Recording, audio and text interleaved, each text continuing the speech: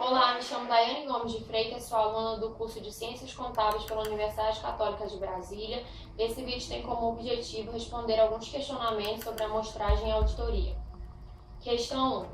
Por que utilizar amostragem e auditoria? Os procedimentos de auditoria constituem-se um conjunto de técnicas que possibilitam ao auditor obter evidências que irão sustentar seu parecer final. Dentre esses procedimentos, temos a amostragem.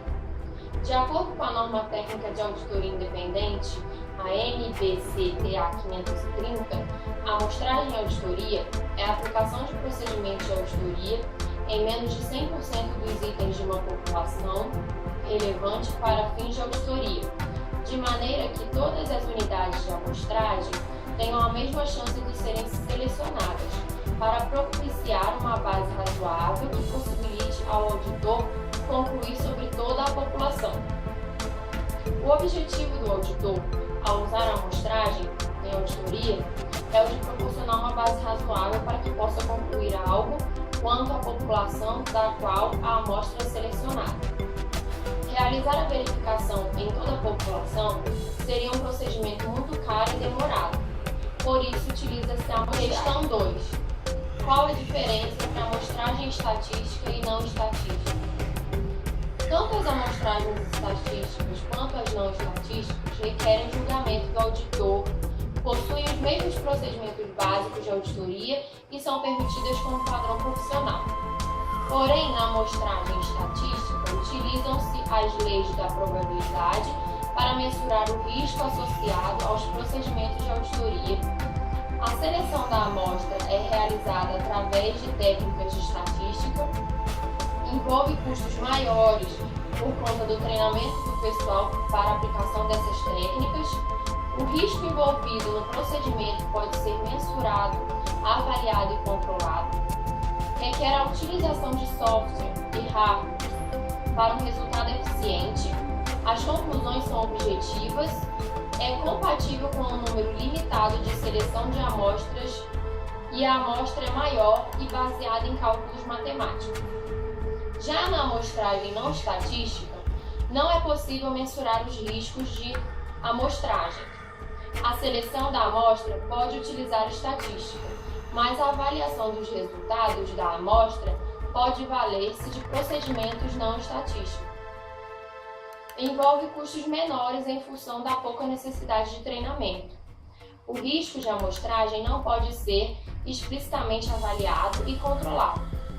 Não requer a utilização de softwares e hardwares específicos.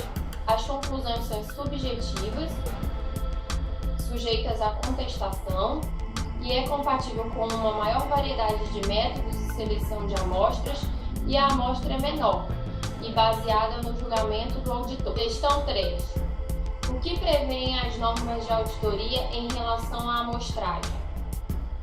Conforme a norma de auditoria NBC-TA 530, alguns pontos devem ser observados pelo auditor quando utiliza as técnicas de amostragem. Primeiro, a decisão quanto ao uso de abordagem de amostragem estatística ou não estatística é uma questão de julgamento do auditor. Segundo, quanto menor o risco que o auditor está disposto a aceitar, maior deve ser o tamanho da amostra. Terceiro, o tamanho da amostra pode ser determinado mediante aplicação de fórmula com base em estatística ou por meio de exercício do julgamento profissional. Quarto, é necessário que a amostra tenha características típicas da população de modo a evitar a tendenciosidade. Quinto, se o procedimento de auditoria não for aplicável ao item selecionado, o auditor deve executar o procedimento em um item que substitua o anteriormente selecionado. Sexto, o auditor deve avaliar se o uso de amostragem de auditoria forneceu base razoável para conclusões sobre a população que foi testada. Com relação ao risco, a norma apresenta a seguinte definição: risco de amostragem é o risco de que a conclusão do auditor, com base em amostra, pudesse ser diferente de toda a população, se toda a população fosse sujeita ao mesmo procedimento. Quarta questão. Apresente um exemplo de uso de amostragem para auditoria. Imagine um caso onde o auditor precise confrontar faturas de vendas, comparando as quantidades faturadas com as quantidades que constam nas guias de remessa. Se o auditor resolvesse verificar todas as faturas e guias de remessa, levaria muito tempo. Por isso, nesse caso, o auditor utiliza o procedimento de amostragem e seleciona a amostra através de técnicas